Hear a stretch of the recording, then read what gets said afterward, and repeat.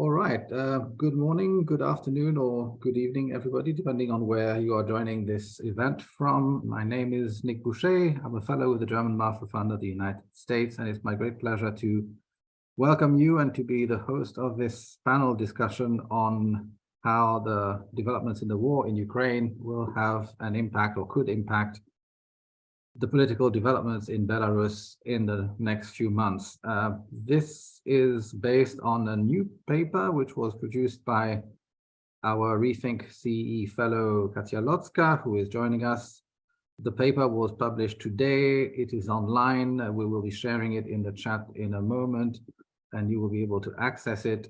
Katya will introduce the paper, so I won't go into the details now.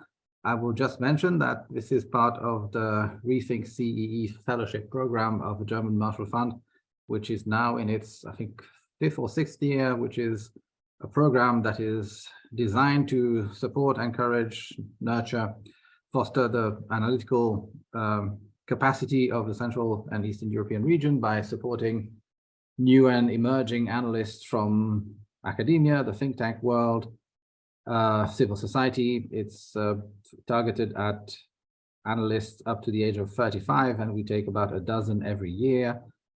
The next round of applications, I can warn in advance, will be towards November or December. So if anybody knows or would like to be applying for this fellowship, then please keep an eye out on social media from GMF towards the end of the year. It's a program that I would very much recommend to everybody. It's certainly one I enjoy working on every year with different fellows from across the region.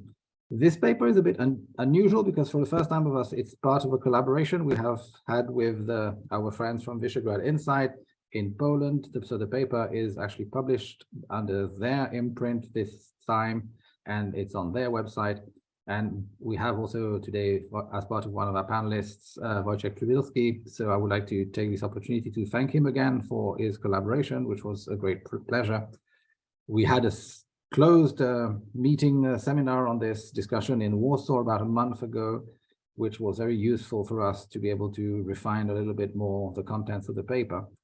I don't want to take too much more time, so just to briefly introduce, if necessary, our speakers. We have Katya Lotska from the University of Ghent in Belgium, who will be first presenting for a few minutes the scenarios paper that she did.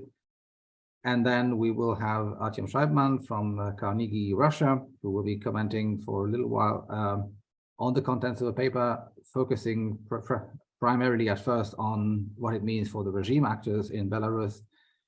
Then we will transition to my colleague Marina Raclay from the German Marshall Fund, who's also an expert on Belarus, who will be giving us her perspective on the scenarios in relation to the democratic forces and civil society, public opinion also to a degree. And then we will, last but not least, have Wojciech, who will give us a perspective from the non-Belarusian, the Western policy perspective. We will then go to questions and answers. Please feel free to post questions on the chat or online as we go along. I will collect them as and when they come, and I will use them. I will also throw in my questions, but I would much prefer, of course, to have questions from the audience. So please, at any point, just start posting them, and then I will go through as many of them as we can. Okay, so on that note, I will hand over to you, Katya, to just elaborate a little bit your research project and the scenarios for about 8 or so minutes. Thank you. Thank you so much, Nick. Good afternoon, everyone, or good morning, depending where you are. First of all, I would like to start by thanking the German Marshall Fund and the Visegrad Insight for providing me with this opportunity to present, but also to discuss the scenario report today. It's titled How Russia's War on Ukraine Can Impact Belarus, 3 Scenarios. And so this report is centered around one core idea, namely that the developments in Russia's war on Ukraine, no matter in which direction it will go, will inevitably have enduring effects on the political dynamics in Belarus. These effects will reverberate through the regime, pro-democracy forces, public opinion within Belarus, as well as influence Western policy towards the country. So recognizing this, the main objective of this report is to delve into the potential short-term consequences of Russia's ongoing war on Ukraine for Belarus. So how was this sort of paper prepared? This scenario exercise was carried out in two main steps. First, we envisioned the potential war situation after the summer, when some preliminary results of Ukraine's counteroffensive might become visible. And second, we examined the potential impact of the different war scenarios. We identified three of them on Belarus. So the three scenarios are the following. In one of them, Russia launches another major offensive on Ukraine. The second one is sort of status quo, the situation stays more or less as it is. And the third one is that Russia faces major defeats in Ukraine. Each scenario delves into potential consequences for Belarus across several factors. First, the impact of the war developments on the regime, so-called elites. So what implications will the war have on their loyalty and cohesion? The second factor is Belarusian pro-democracy forces. So what are the challenges and opportunities that they will face in each particular scenario? Number three is public opinion. So how the Belarusian public, especially inside the country, would react to each situation. And last but not least, it's Western policy. So based on each of the scenarios and these potential consequences, we identified short-term priorities for both the Belarusian pro-democracy forces, but also for Western governments. So the time frame of this analysis is basically after the summer, from September 2023 and up until February 2024, when the parliamentary elections are scheduled to take place in Belarus. So now, very briefly, let me outline these three scenarios across these different factors.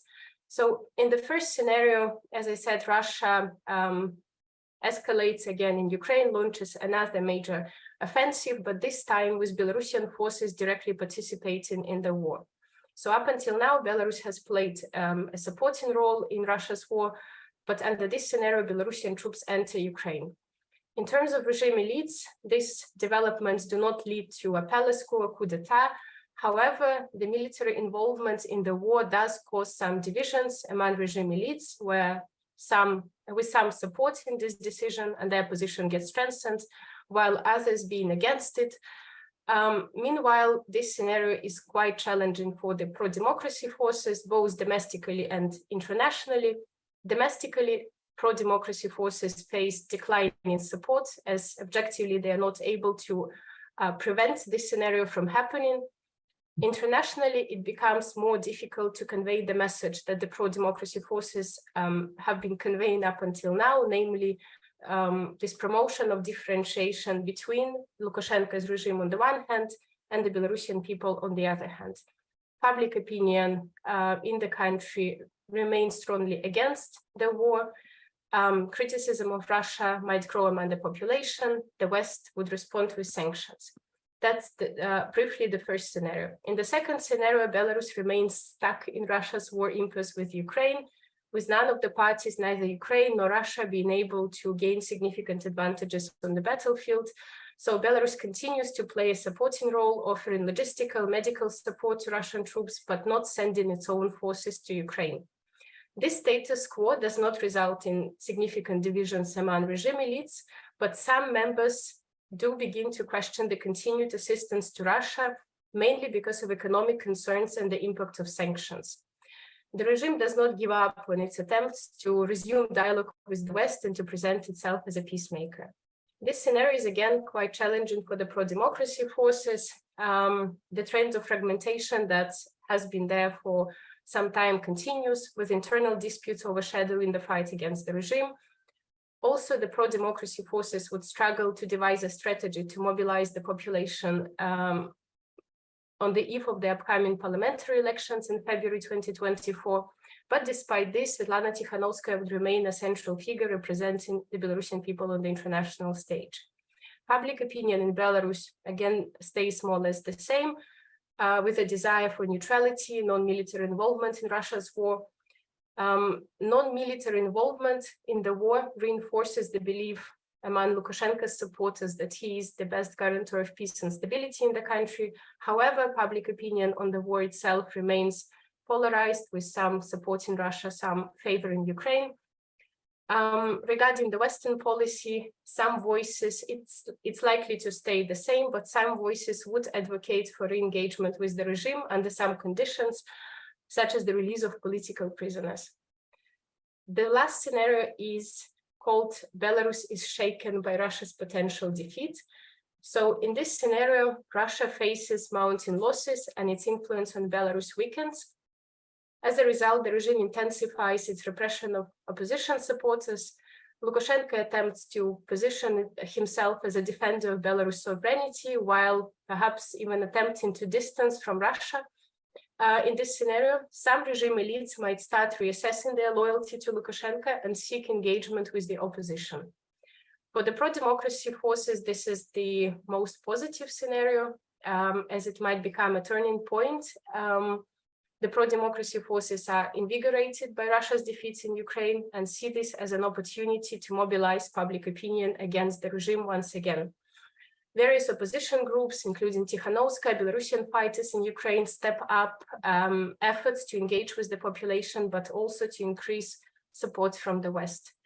And under this scenario, Belarus is brought back into the attention of the West, while Ukraine remains the primary focus, but the West does intensify efforts to engage with the pro-democracy groups, both outside Belarus, but also inside the country. So perhaps I will stop here very briefly. These are some glimpses into each of the three scenarios, and I'm looking forward to the discussion. Thanks. Thank you very much, Katya. That was very both comprehensive and fast. So I think it gives us plenty to play with, and we have plenty of time to do so. So I go over to you now, Artyom, and could you maybe, obviously you've looked at the paper at greater length that we've had this brief presentation. Tell us a bit more how you see this from the perspective of the different regime actors. Thank you. Thank you very much. Well, first of all, my compliments to Katerina for a wonderful paper. I found almost nothing to disagree with. And I think that these three scenarios are actually the most probable, eventualities that we might have. And although, of course, there is this, track bias where we all probably expect the middle ground scenario to be the one realized, but it's interesting to see other factors in other scenarios playing like they did, like they're not expected to play. I will explain what I mean. If we focus on the regime elites and their reaction to all of these possible developments, one key point, which I agree, and which also is between the lines of all the Katerina's scenarios, is that elites never come first as the actor. They are any new developments in the regime elites are secondary to what is going on in the foreign policy, with the war, with Lukashenko's potential trying to balance or changing his current geopolitical or foreign policy stance. So the elites in Belarus, I mean, this is correct. This is a correct assessment, but this is an important factor to realize when we try to analyze the future of Belarusian elite dynamics, is that they are effectively emasculated as the political actor. They are, since 2020 especially, the elites were purged of not just, dissidents, obviously, but out of all the people who could have, in critical moments, challenge the cohesion, the stability of the regime. So in a way, Belarusian ruling elite of today is more consolidated than it was before 2020, and not because they find themselves in a more stable or optimistic position, but because it got purged. It got purged of the people with will, with some ideological leanings that would be different from the mainstream Lukashenko views. And the last, prospective autonomous actor within the high-level elites of Lukashenko regime, Vladimir Makey, the former Minister of Foreign Affairs, just died less than a year ago. So I don't want to speculate on, of course, on the reasons, but the peculiarity and the feature of the status quo is that these elites will be the function of the developments, foreign to them, and that is why I think that they might surprise us in terms of how passive and cohesive they will be, even despite the shocks that some of the Katerina scenarios are implying. For example, here is the moment where I probably will slightly depart from some of the Katerina's assessments, but I understand that scenario exercises are always meant to be a bit more, ambitious than some of the reality is. But I think that even under the very severe stress positioned by either Russian losses on the front line or Russia's successes or Belarus's involvement on the front line in the war in Ukraine, even in these scenarios, I see that communication or some parts of the elites reaching out to the opposition, I see it as a very, very unlikely bit of the puzzle.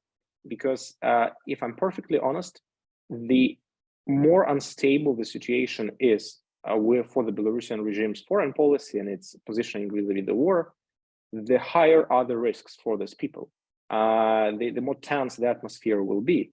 And I would imagine that in such an environment where the Belarusian government gets itself onto some kind of a brink of participation in the war, or gets involved into the war, or Russia is losing, people who will find themselves very uncomfortable with where the country is heading, inside the regime, will likely try to flee, to resign very calmly, just as most of them did in 2020, by the way. Those who resigned, way more people resigned quietly than they did publicly, like Pavel Latushka and others. So I would expect that out of the remaining potential defectors, it will be very silent defections, not reaching out to the opposition, partly because, and this is not my topic here, but I think that this is a useful, juxtaposition. The problem with the opposition and reaching out to the opposition for the Belarusian establishment is also the realization that these people on the other side currently are not, don't have enough political leverage themselves. So why exactly should these people reach out to the opposition? To do what? I can imagine them reaching out to the West, and maybe some of them would want to see some Western guarantees, some potential, way out for them personally, maybe for some of their capitals and businesses, if we speak about people who are called pockets, Lukashenko's pockets. But I would not expect high-level officials reaching out directly to the opposition or even indirectly, because it's mortally dangerous for them and hardly brings anything to their chances of personal or political survival. Also, and probably we'll stop here, because if I'm honest, there is nothing else to criticize in Katerina's statements. I also would not expect much, splits when it comes to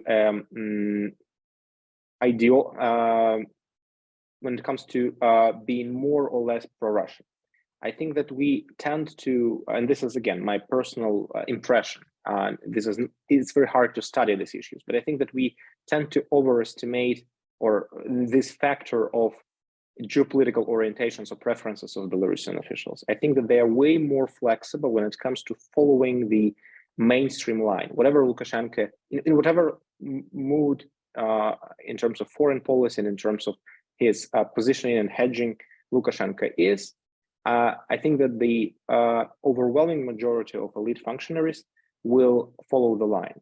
So even if Lukashenko announces tomorrow that there is a way, there is a way out to distance ourselves from Russian aggression, I think that short of a couple of propagandists who are staunch, ideologues, maybe a couple of security, bosses, everybody else will follow the line. And unfortunately, I would envision the same in the opposite scenario, where Lukashenko decides that he can no longer sustain the country in its current, with this current degree of autonomy, and he is ready to sacrifice even more sovereignty to Russia, I also would not expect a patriotic, not just rebellion, but a lot of opposition inside the regime, because of, for these people personally, for each of them, and they are very atomized as the community. It's not a community. There is no cohesive elite. There is no collective.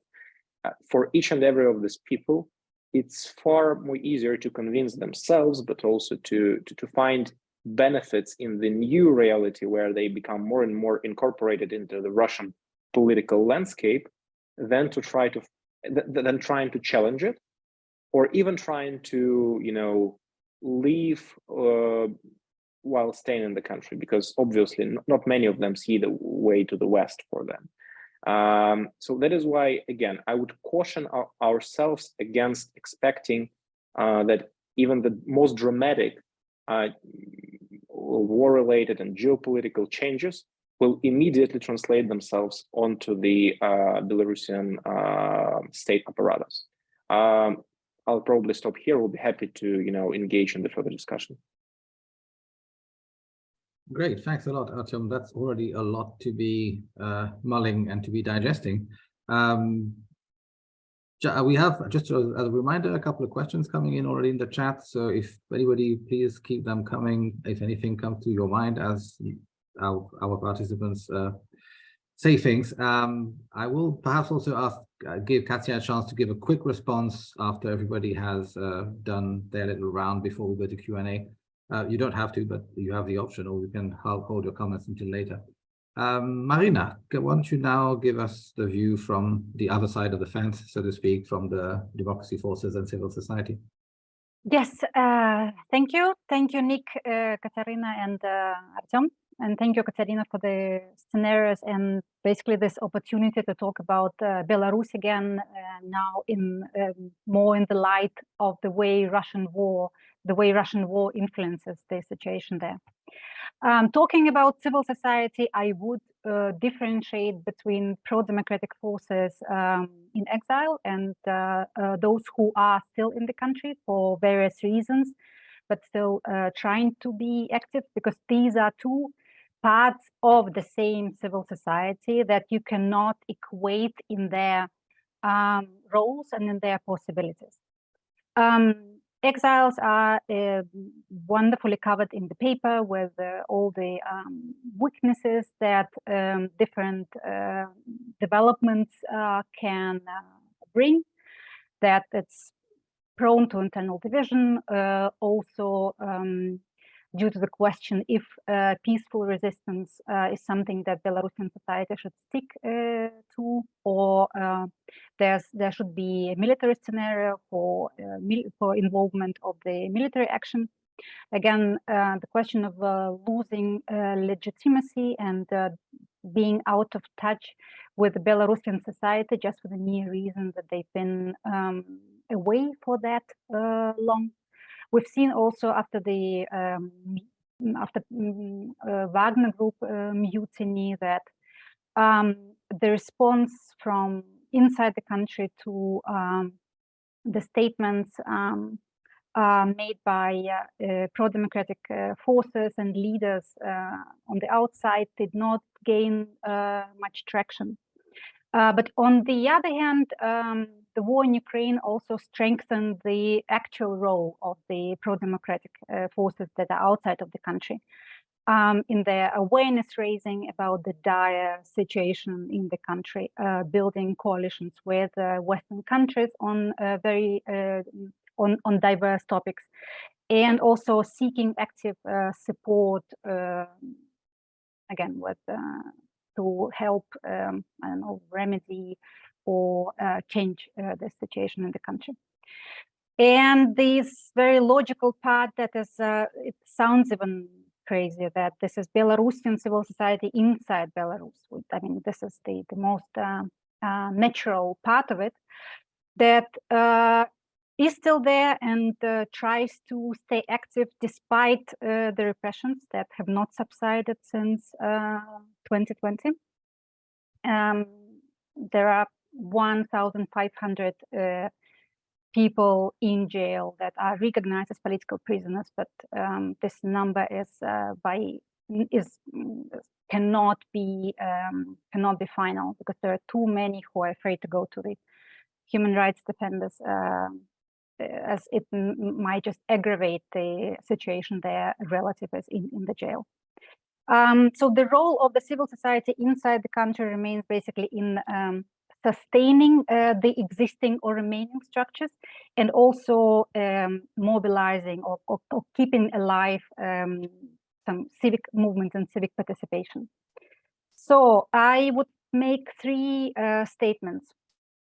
Basically, what we've seen since the start of the Russian war, that more dependence on Russia of the regime means actually that Lukashenko is losing his agency, that Belarus is becoming an extension of the Putin regime, that Belarusian regime is becoming an extension of Putin regime, where and in Russia not much of the civic movement even existed outside of the biggest cities.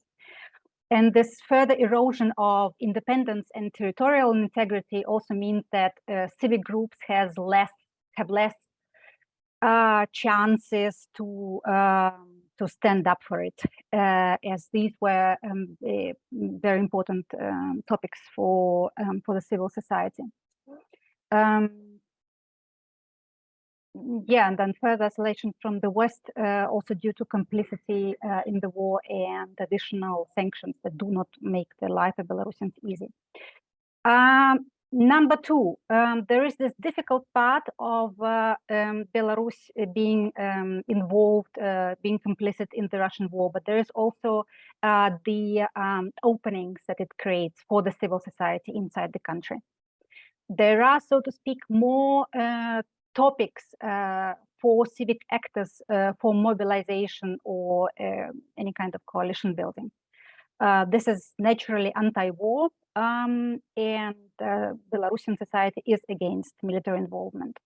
There are, I don't know, mothers coming together who do not want their Belarusian sons to be sent to the battlefield in Ukraine to fight in the war that they feel Belarus has nothing to do with.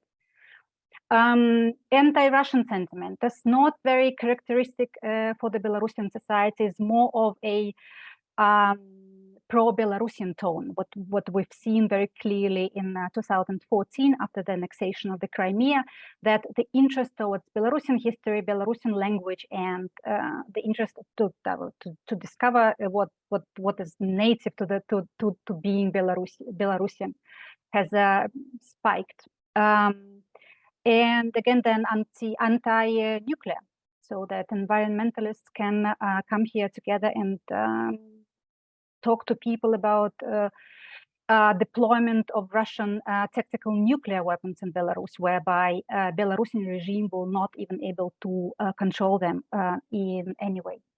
And another one would be anti-imperialistic touch of it, as I mean, why Ukrainians speak Russian language? Why Belarusians speak Russian in their majority? What has been the oppressive role that Russia has played in Belarus since 18th century? What were the, I don't know, the Belarusian speaking elites eliminated during the Soviet times, in the 20th century already? And my third point would be, again, coming back to the positive side, is that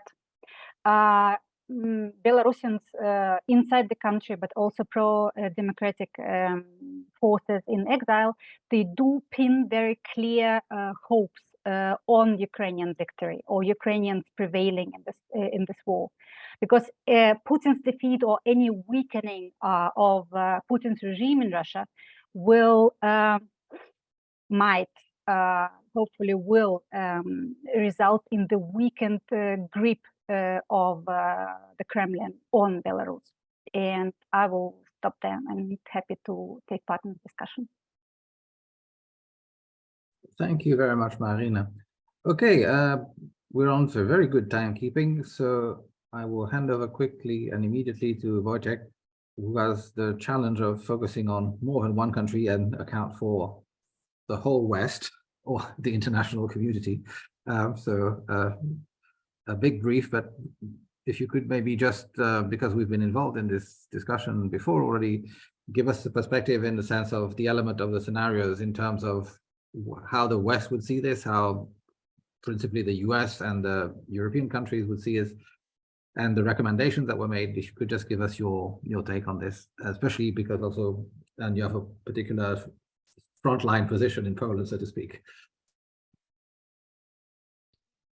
Yes, and I also benefit from being involved through the discussions we have hosted in Warsaw ahead of the publication of the paper. First and foremost, thank you, Nick and Katia, for entrusting in this partnership. So we're very proud to have this paper now online and soon also on Visegrad Insight and very soon also at GMF side. I think the topic is far more beyond, important beyond Poland.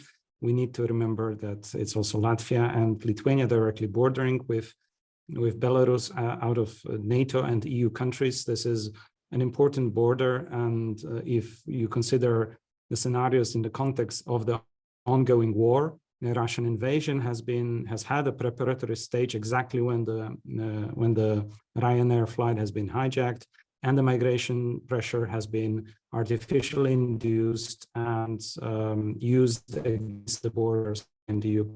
The presence of Belarus in the context and the reception of Belarus situation in the West must be read with urgency, no less of an urgency than with the developments when it comes to the developments in Ukraine. Of course, it's a completely different political setup and direction currently, but in my opinion, we should first and foremost recognize that we're dealing with a bigger theater here, and Belarus is part of this ongoing struggle that we are observing and participating in the past years. Now, of course, in the West, there is an ongoing support, especially for pro-democratic change in Belarus for the past 30 years, and it seems like it's never-ending story. But at the same time, I think I would underline, before I go into the scenarios, that indeed we had a breakthrough. Belarus, before the Russian invasion in Ukraine, Belarus and Belarusian nation specifically has put itself on the mental map of the West and the Europe. So in a way, Belarusians went up to the streets, counted themselves, and said to themselves, we are one, we are a European nation, even if we're not making a geopolitical choice. They realized that they have a political agency. It was due to a number of mistakes, of course, during the pandemic, but also it stems from an ongoing effort and this continuous effort to support Belarusian free and independent in the future, which comes primarily from the Western actors. So this involvement in the context of Western support for Belarus is here so important.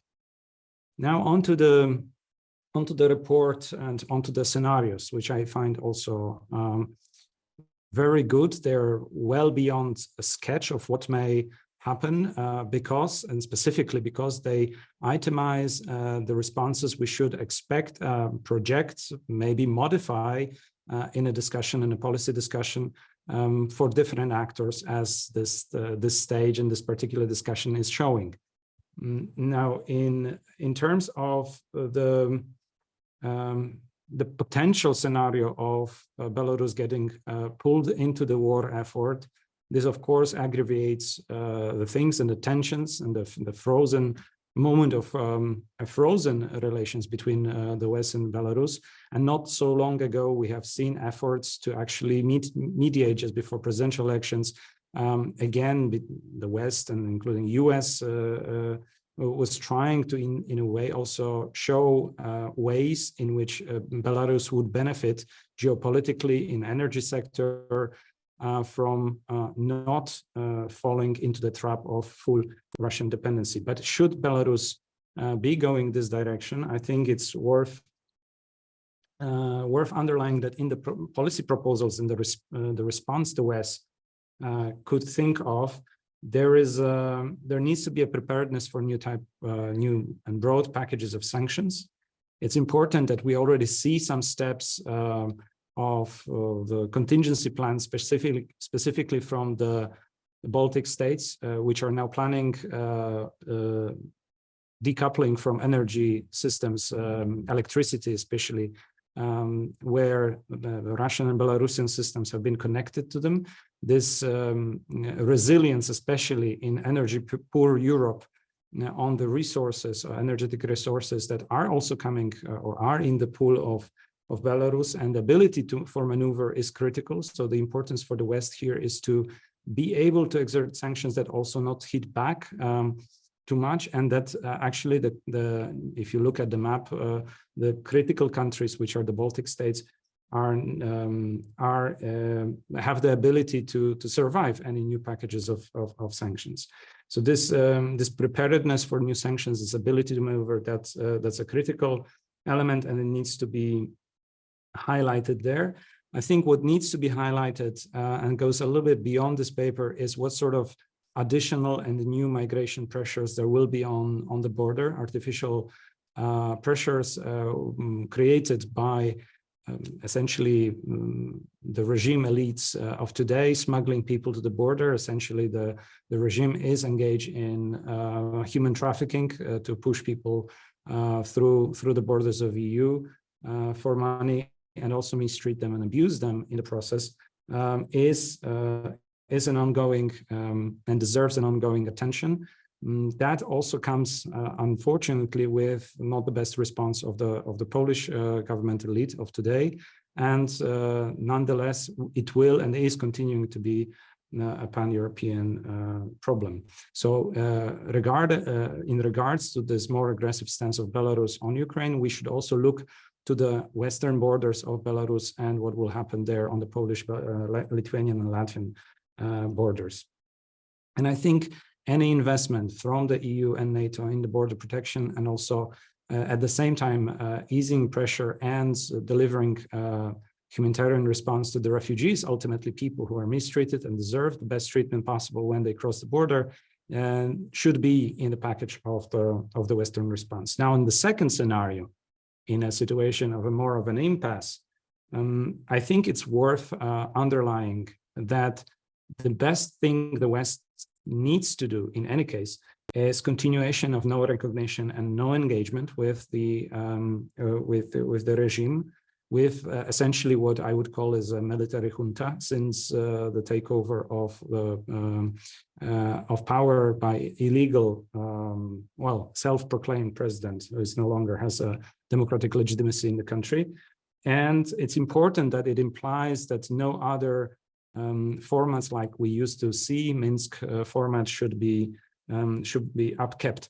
Furthermore, accountability of the regime, including what we already have seen in the recent call from the European Parliament on the International Criminal Court to consider Lukashenka as a war criminal, as implicit in the, sorry, not a war criminal, but implicated in the same type of criminal activity like Mr. Putin, that is participating in kidnapping Ukrainian children, should be considered, and further action that stress the West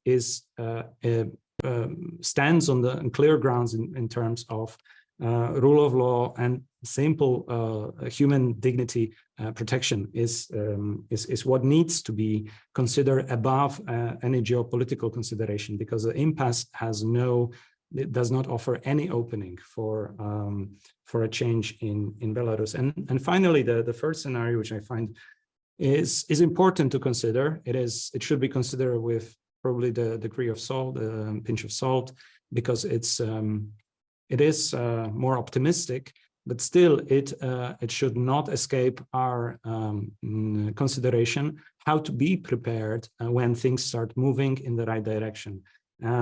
Policies and the response on this question needs to be designed already now. So again, kudos to Katja for taking up this challenge and writing about the scenario we all probably would be hoping for. And yet everybody is too much in an expert head to actually spell out usually. But the optimistic scenario is needed and necessary there, because we need to talk about the conditions of the withdrawal of the Russian army from the territory of Belarus and how the West can assist in that, and also how the experiences of the countries post-1989 have been helping in this. Similarly, it needs to, what you stress in the paper, keep an eye on accountability. This situation of change cannot lift the attention of the responsibility of particular people involved in the crimes that against their own people in Belarus, but also the international violation of international law regarding Ukrainian children and so on.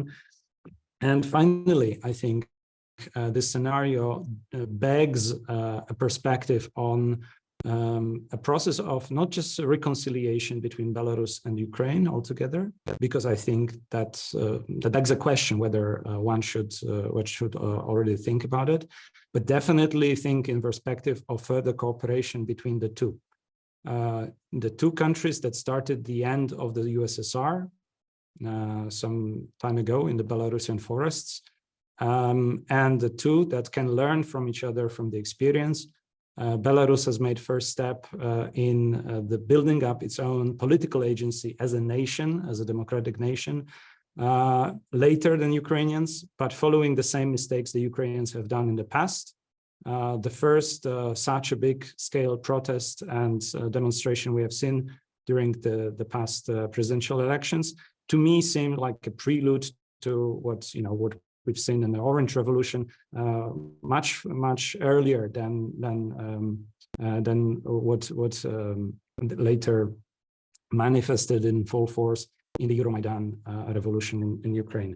So I think this direction on encouraging cooperation within the existing EU framework formats and generally Western support on building a stable and peaceful good relations between neighbors will be also important in this perspective.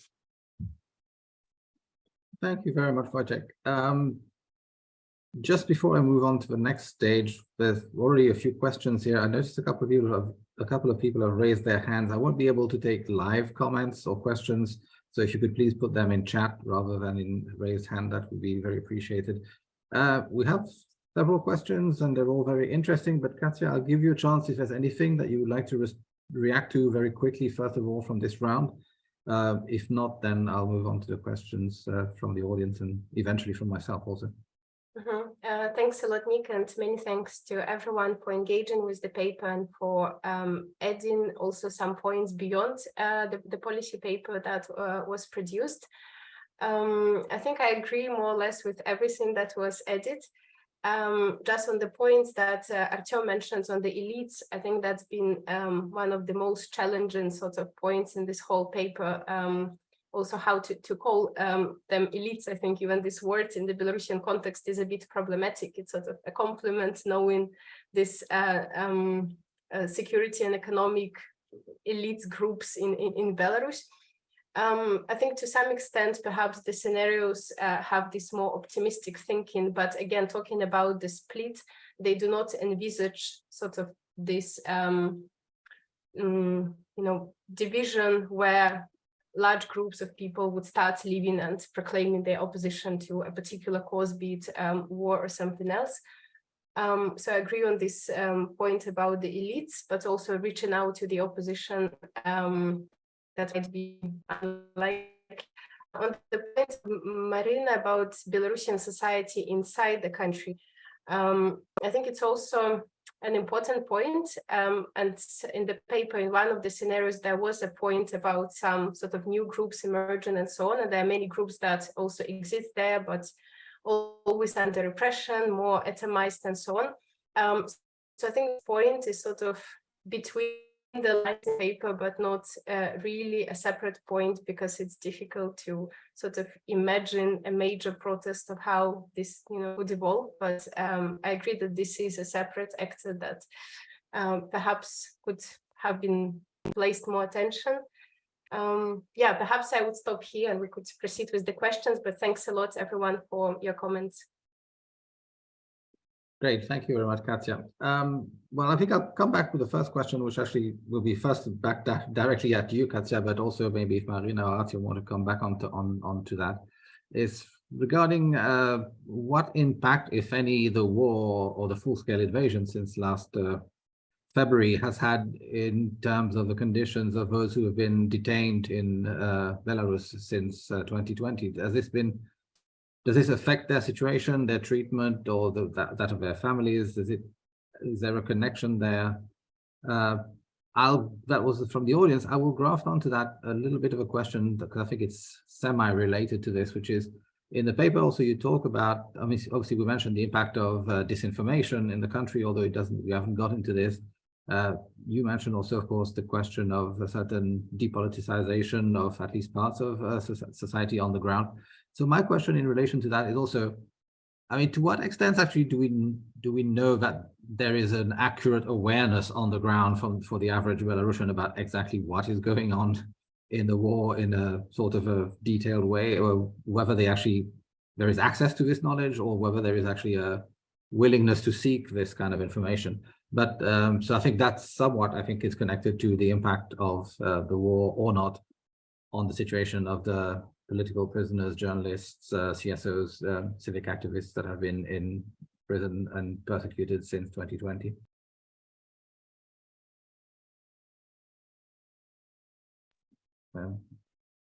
Perhaps I would start and then Artyom or Marina could add.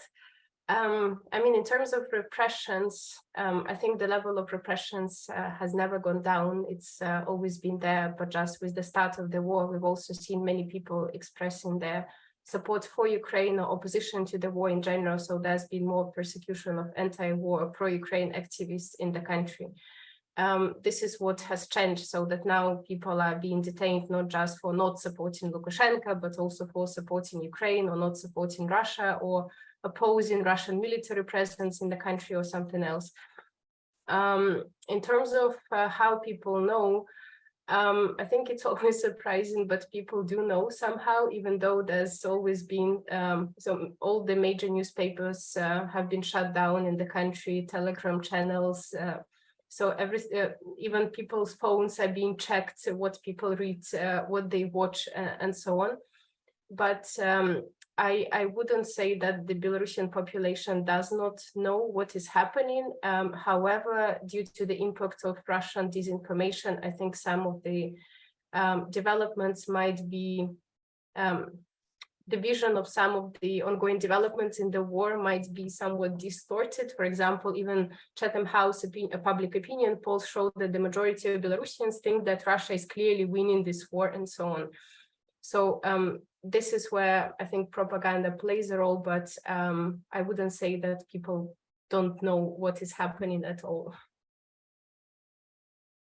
Thank you very much, Katya. Artyom, maybe you want to come back and then maybe Marina. Sure. On the political prisoners, it's very hard to establish like a causal relationship between the war and their treatment, but about 6 or 9 months ago, we started to witness a new wave of effectively tortures against political prisoners. We've also seen a policy, an intentional policy by the state to put some of them in darkness.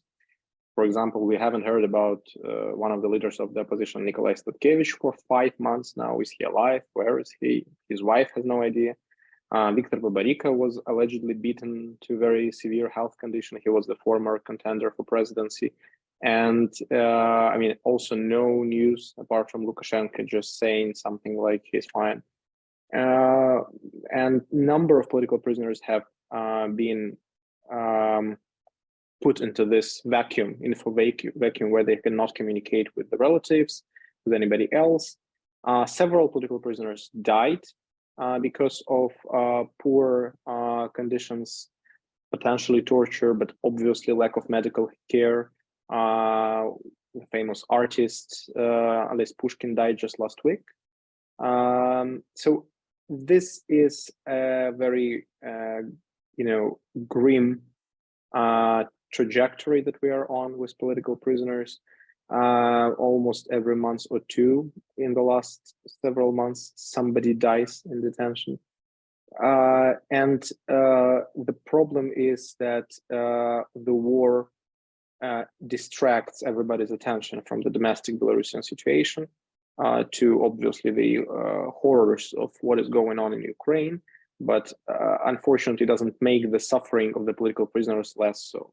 In quantitative numbers, the number of political prisoners increased by about 50%. So I've just looked it up. It was almost 1,000 when the full-scale invasion began, and now its officially recognized number is 1,500. In reality, it's far higher, of course, as Marina has mentioned. And I would say that the number has not risen by a factor of several times, not just because the Belarusian regime, didn't became softer, but because a number of political prisoners who were sentenced in 2020 got their terms expired by now. So people just leaving the prisons because they served their 2-year, 3-year sentences that began in 2020, 2021, and this sometimes decreases the number of political prisoners, but then the government, of course, catches up. So on your second question, it's very hard to know, of course, who and to what degree follows. We all see that every important piece of news from the war, starting from the beginning of the war, the mobilization in Russia, the Kakhovka Dam destruction, Wagner mutiny, all of them increase interest of Belarusians to the Belarusian independent media. We see it in the number of subscriptions. So people do care. People would like to get free information about this when something important happens. At the same time, we should not underestimate the influence of propaganda, in addition to the influence of censorship and blocking all the other independent media. So what we have been observing in the last 2 or 3 years is a gradual shrinking of people who are still regularly consuming independent information. So there is depoliticization happening in the country, and people are just getting detached from the flow of the news. And with this, they also detach themselves from the independent media. So that's why I'm not sure that 100% of Belarusians have the accurate understanding of what is going on, and particularly what role Belarus plays, because the last year poll suggests that about 2/3 of the country do not even recognize that Belarus is a participant. Thank you very much. That's all very interesting statistics. Marina, do you want Nick, I will probably come in here with a different perspective, showing that Belarusian civil society is also an actor in this very difficult situation. Because since the beginning of Russian invasion, we've seen amazing projects that were launched with the help of Belarusians who are against the war, and they are in Belarus. There's the community of railway workers collect information on the movement of basically Russians utilizing Belarusian railways to supply their army. I mean, especially last year at the beginning of the war. There's Hayun project collecting all kinds of information on the rocket launches coming directly from Belarus. They do try to verify everything to all possible extents. And not to forget the rail partisans, people who did try. I mean, they physically disrupted the railway infrastructure to prevent Russians from actually using it. Some of the people were identified, caught, and even sentenced to capital punishment. Not yet sentenced. They were charged with terrorism. And yet, this is the other face of the Belarusian civil society. It's not just the repressions and the suffering and being curtailed in all kinds of rights and possibilities, but it's also the standing up and doing what they can under these difficult circumstances. Thank you very much. The next question, I have several questions which are very interesting. I'm just trying to think of what is the right order to do this, but I'll just try for now to stick to a chronological approach to this. One question, and that's one that's always I find very interesting, and from a Western perspective, one that I think we don't pay enough attention to. The question we have is there a possibility of the full or fuller absorption of Belarus into the Union state with Russia as long as the war goes on, and especially if the situation gets worse? And what would then be the reaction of the majority of Belarusians in Belarus, as well as maybe, although we have slightly challenged the term elites, but let's say people in and around the regime.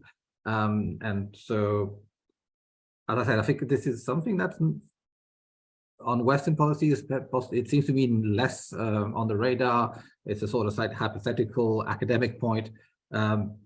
My question myself to that would be, is it right to think of this as a purely hypothetical academic issue, or is it a more live, real issue? So anybody who can take this, and I know obviously Wojciech, you can also take it from a non-Belarusian perspective on the back of that. Artyom, you have raised your hand very quickly on that one, so go for it, and then we'll go for somebody else. Yeah, I'll try to be brief. It's a big subject on which I've written like dozens of pages in my life. But first of all, there is no, inside Belarus, there is no constituency that would be in favor of such a development. Any public opinion poll you take show that less than 10% of Belarusians would want to see their country merged with Russia. Belarusian ruling elite obviously will be dissolved in this scenario. They will not be able to continue with their autonomous being.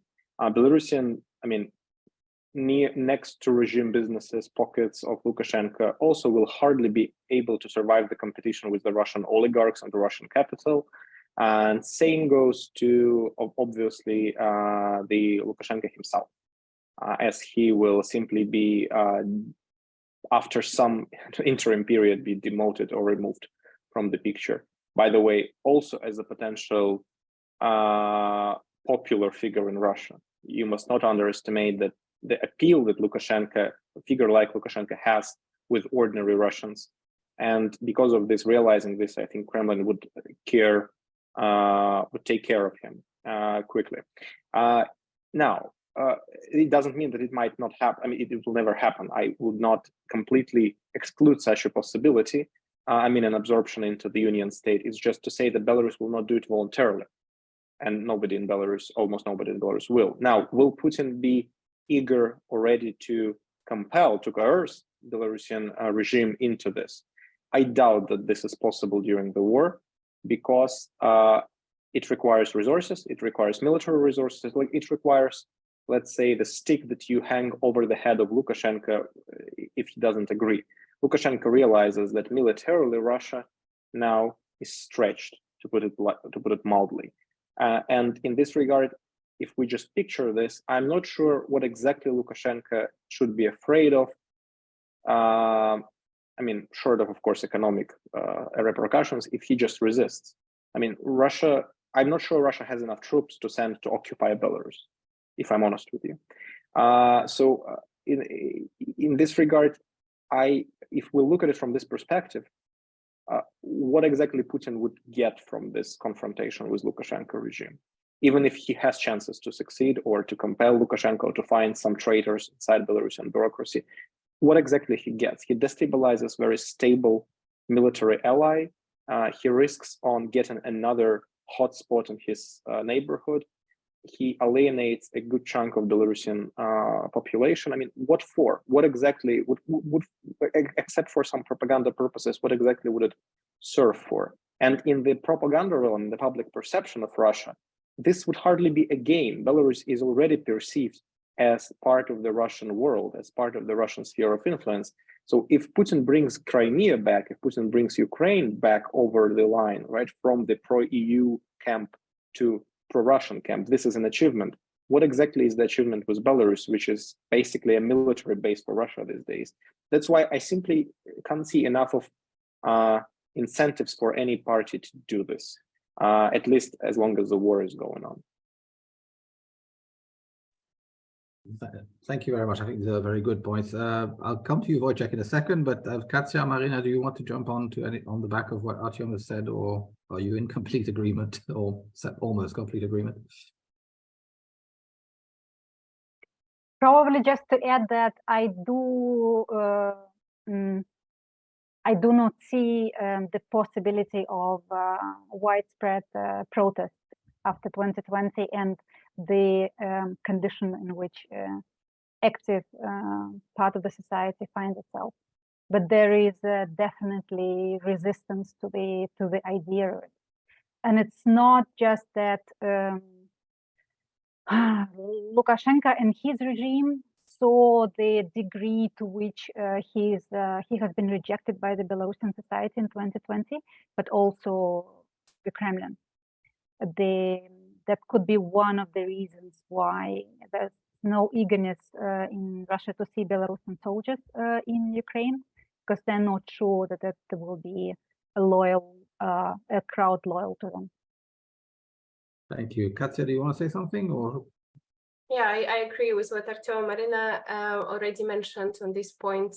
Just to echo sort of the same, that this scenario seems to be unlikely, but should also not be fully excluded. But also, I think one story is to occupy, and the other is sustain the occupation, which sort of in mid-long term might be too costly and too difficult to do in Belarus.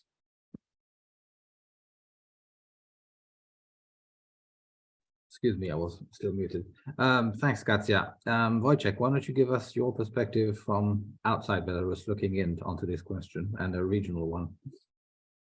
Very briefly, also, I mean, we have to remember that these scenarios have a short, medium perspective, and in such a perspective, this question doesn't make that much of a sense. Simply speaking, it will not happen under any of these scenarios, war scenarios. It's definitely not inducing this. But then, you know, in the long scenario, we're all dead. That certainly applies to both Mr. Putin and Mr. Lukashenko. Now, the person who goes first here induces new dynamics between the two, because the condition of a change in Belarus is upon scenario number 3, or in a way removal from the political game of the current regime or current leader of the regime in Putin. That opens a window of opportunity for Belarus, does not determine its success in the path for democracy. The second version of that the leadership in Belarus is being replaced, offers, unfortunately, a window of opportunity for Russia, the current regime, to move forward with further deepening the dependency on Russia, if not outright,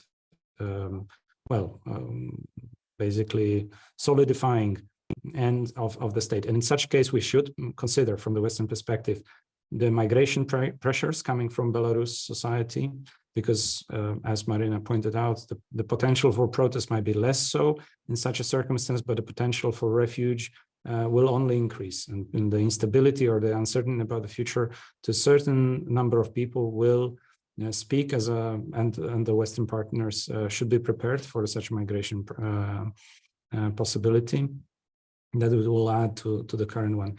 And also the other security consideration is, of course, to border at such length directly with Russia is a different thing than have this border with Belarus that offers certain advantages from the current, looking into this kind of longer game from today's perspective. Thank you, Wojciech. I suppose I would just add on the back of that, it's quite true that in this specific case of this particular exercise, we were looking at a sort of 1-year perspective, and nobody really is envisaging this as a immediate issue. I think also you probably were thinking that you can have a lot of movement in a de facto way towards a much more integrated situation between Belarus and Russia without actually a formal institutionalized union state structure as such, I would imagine. On the back of this, I think there's the question that is on, if not everybody's lips, but certainly many people's lips, is connected to this security situation, which is the question of Wagner and Prigozhin, to the extent that we know exactly what's going on with the movement of Wagner in and out of Belarus. Still, it's worth, I mean, does this, or if it hasn't happened yet, should it happen in any sort of serious way, what impact would that have in terms of the security, political dynamics, the relationship between the triangular relationship, if you want, between Russia, Belarus, and the war in Ukraine? I think that's several people have asked that question. It was also on my to-do list to ask that question. So who wants to take a bite at this one? I know we have the Prigozhin march on Moscow, if that's the right word for it, obviously happened quite late after we had done all of this exercise, so we didn't in the end integrate it in any way in the publication. That's why I think it would be nice to actually talk about it here today. Katerina should do another 3 scenarios, how it can play out.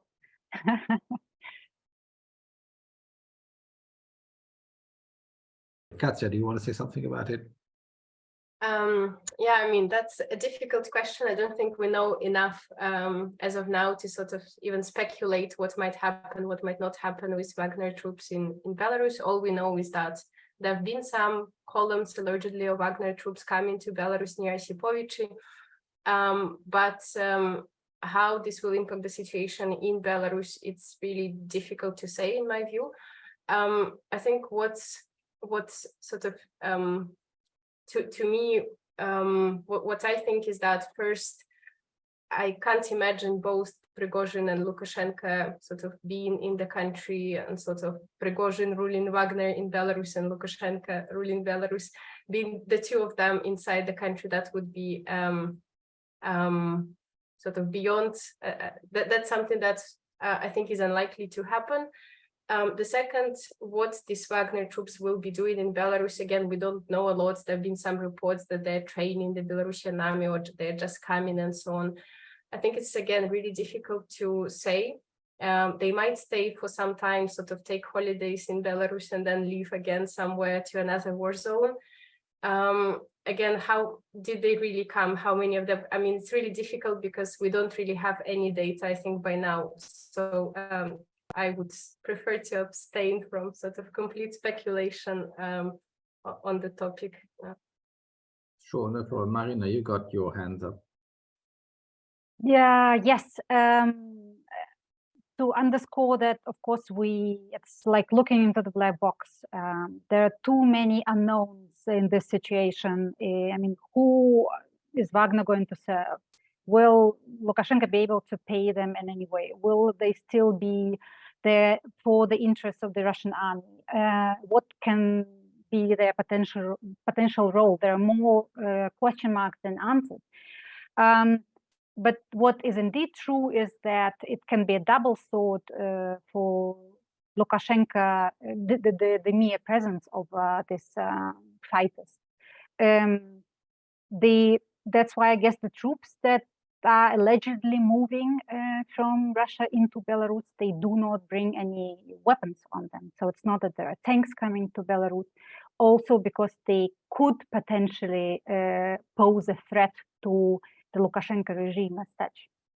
And of course, if there's, I don't know, any kind of liberation movement inside the country, then Wagner could be one of the forces to help prevent it or stop it. But then again, it's all speculation.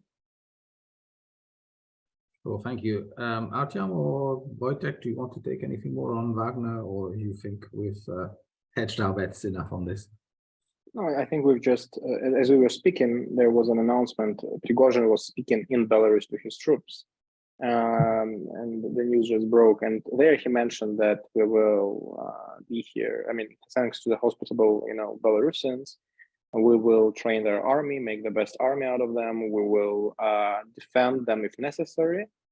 But also he mentioned that we will probably be back to Russia one day, to the war also, and to Africa. He also mentioned Africa. So I think there is, I agree with everything Katerina and Marina has said, that we just don't know where will they go and how long will they spend in Belarus. I would just say that I simply have no vision in my mind of what exactly can they do in Belarus for the long term. Belarusian army does not need thousands of instructors. So I am inclined to think that this is something temporary, but how temporary it will be and what will they do in the meantime in Belarus is all of those open questions. Thank you very much. Wojtek, or shall we pass on? Yeah, just I can say of the response on the Polish border, at least there is an increased presence, and on the premise that Wagner may create additional instability on the border, specifically on the migration, smuggling people or anything else. And that puts additional troops on alert. So that's the reception from this side of the fence. Thank you very much. Trying to group a couple of questions. We have still good time. And just to bring back the focus a little bit on what's going on in Ukraine, or the Ukraine dimension.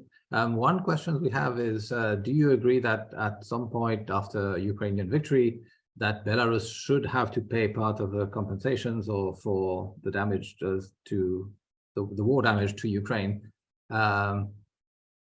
And on the back of this also, what is or what should be, I know it's a bit of a tough question to speak from a Ukrainian perspective, but what do you think should be the Ukrainian government towards positions toward Belarus? So obviously you can't necessarily predict it. You have an idea of Ukrainian-Belarusian relationships under the current context.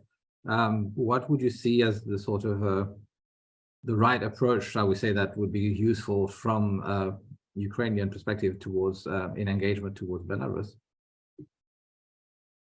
Wojciech, since your hand is up, you can go.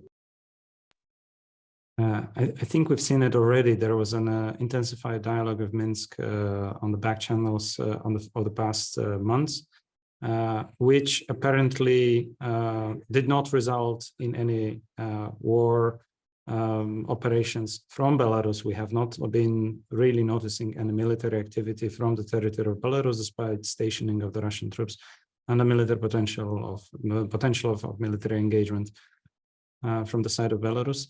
So this is again about the neighborhood relations. These are going to be and remain neighbor states, and it's important that Ukraine continues, and it has much more difficult and also at the same time more responsible role towards how to behave and how to act on regarding Belarus. On any reparations, frozen assets, I think again it should be stressed and should be integrated with the Western policy approach. Ability to distinguish what is legitimate regime in Belarus and what is illegitimate regime, and therefore which assets of the illegitimate regime you can freeze and you can basically and have to investigate, track down, and capture. Much of these assets are not in Belarus, but they are distributed like in other cases around the world. So without action on that side, you will not be able to actually compensate some of the losses that definitely need to be paid because of the legitimate actions of the current regimes. But at the same time, it should not be a question of responsibility of the whole nation. There are legitimate questions or legitimate arguments from the Belarusian opposition that this is a country under occupation, and that's part of the discussion we have had in preparation of this paper, to what extent it bears legal consequence of positioning the current state of Belarus as under occupation of the illegitimate regime. Thank you, Wojciech. Katja, do you want to come back a little bit on this? I know we've talked about this in the elaboration of the scenarios at some point. Yes, I mean, on Belarus-Ukraine relations, and you're asking about sort of the vision that Ukraine should have. I think sort of to me, the core of this vision should be this understanding that non-democratic, unstable Belarus will always be a threat to Ukraine at some point. So I think this is what I would emphasize. And on the question of reparations, which is, I think discuss. I mean, I'm not a lawyer. It's really difficult to sort of say how it will go under international law, but it's clear that Belarus is a co-aggressor in the war, despite it has not sent its troops. But I think it will be decided. And in the policy paper, we also stress all these accountability mechanisms. I think all these questions can be discussed and sort of differentiated or not, but under international law and regulations. So I think, yeah, that would be my response. Sure. Artyom or Marina, do you want to come this on iPhone reparations on Ukraine? Okay, in that case, let me just pick the next question that we have coming.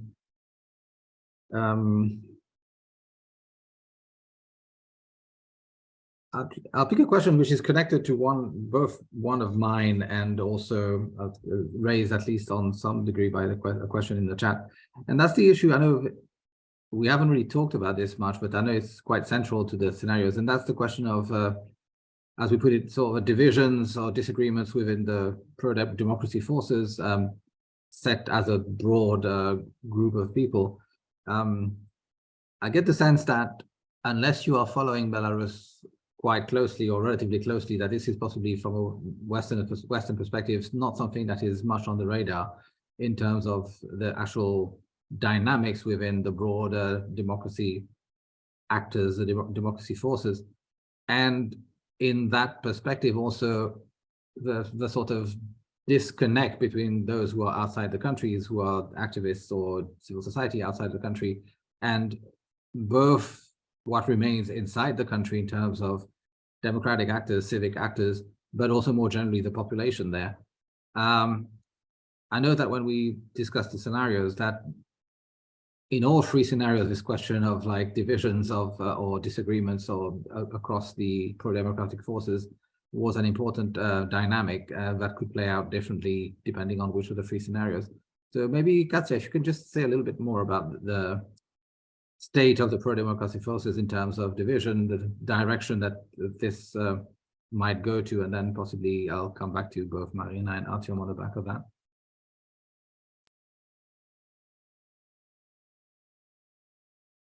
Yeah, thanks a lot. Can you hear me? Yes. Yeah, I think it just got frozen.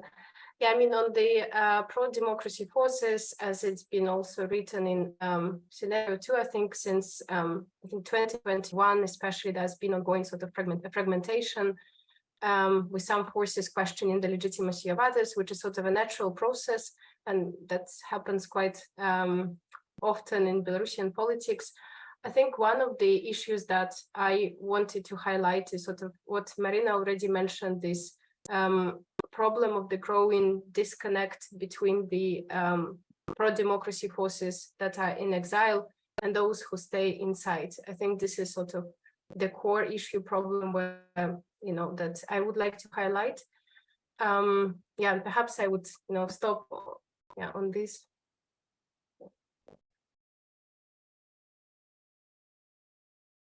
Sorry, Artyom, maybe can you maybe come in on this a little bit?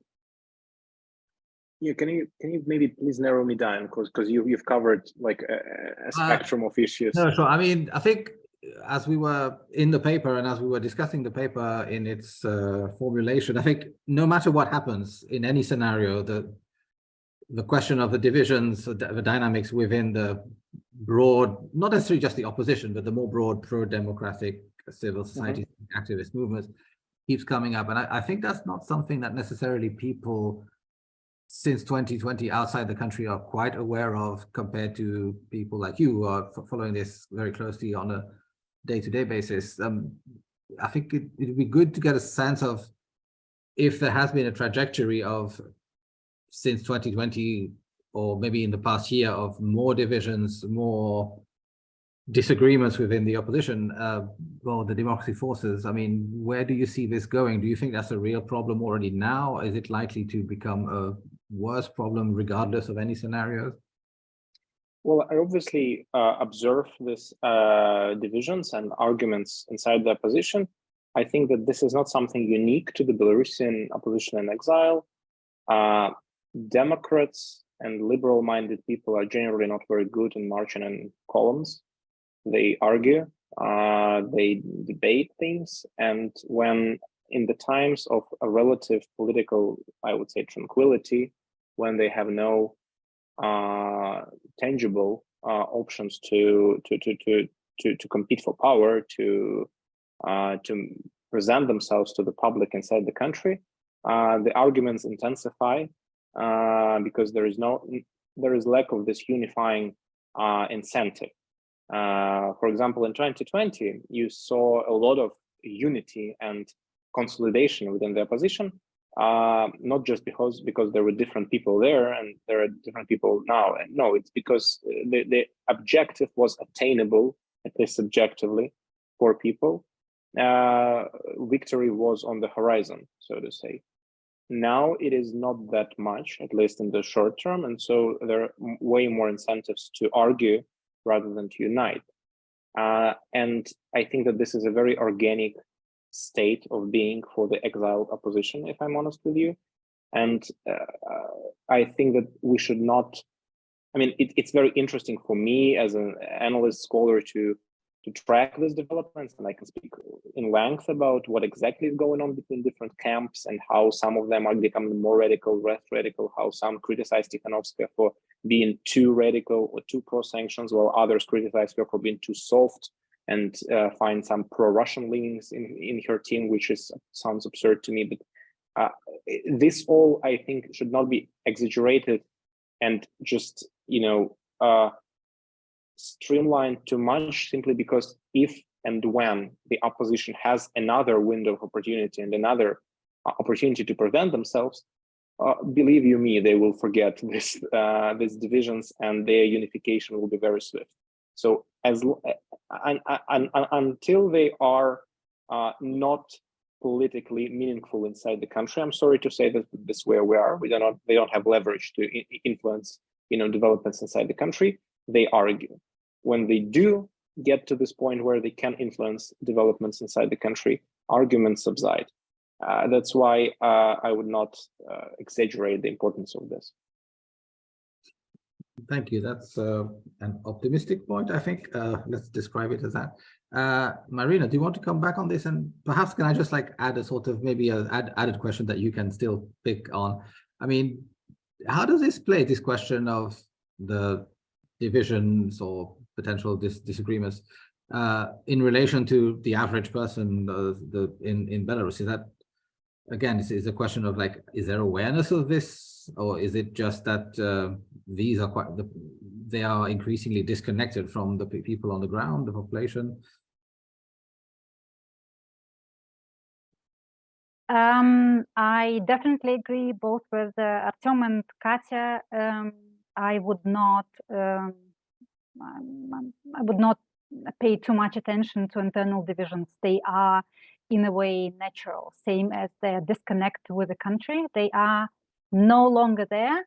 They read the news. They probably speak over the phone with their families or friends. They can get a glimpse of what's going on there, what is possible, who is doing what, but not really. I mean, they're not there. And the longer they're outside, the more this gap is widening. But I do believe that, same as before 2020, there were a lot of questions. Who is going to challenge Lukashenko? There's no one. All the old guard is useless and nobody else is coming. This is true that when the time is ripe, then the time is ripe and there will be a united front and joint action. And so this is basically now frozen in time a little bit, waiting for this window of opportunity that hopefully Ukraine will open or help open. Thank you. I think as a follow-up to that, I think it's a follow-up to that, is a question. One element which certainly I think we touched upon, the paper touches upon, Katya, is the potential emergence of the Belarusian battalions in Ukraine as a political actor. I know this is something that you somewhat raised in one or two of the scenarios, that the Belarusian fighters who are fighting against Russian troops in Ukraine are somewhat emerging on the political Belarusian outside the country's scene, as opposed to just being purely a military factor, a small military factor, certainly in Ukraine. I wonder if you could maybe just, Katya, elaborate a little bit on the potential of that, and then if anybody else wants to come back and follow up on that. Thanks. Yes, I think it's been in the scenario 1, but I think in 3 as well, these battalions, Kalinowski regiment, but also a number of others, because it's not just one regiment fighting in Ukraine. And indeed, one of the scenarios I write about behind it is that the presence of Belarusian battalions in Ukraine also shapes to some extent sort of policy towards Belarus, because this group, it does have an image. This is the group known in Ukraine, but also in the West, that there are Belarusians standing with Ukraine, fighting for Ukraine and dying for Ukraine.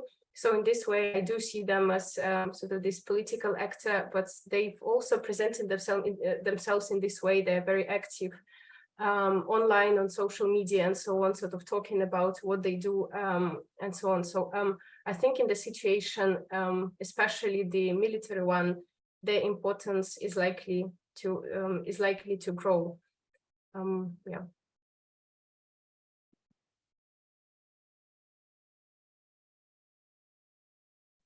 Sorry, forget to unmute myself. Well, we've come up to the time, so I apologize to the people whose questions I won't be able to take, but I think in the interest of everybody's commitments, I don't want to go beyond the time any more than we have to.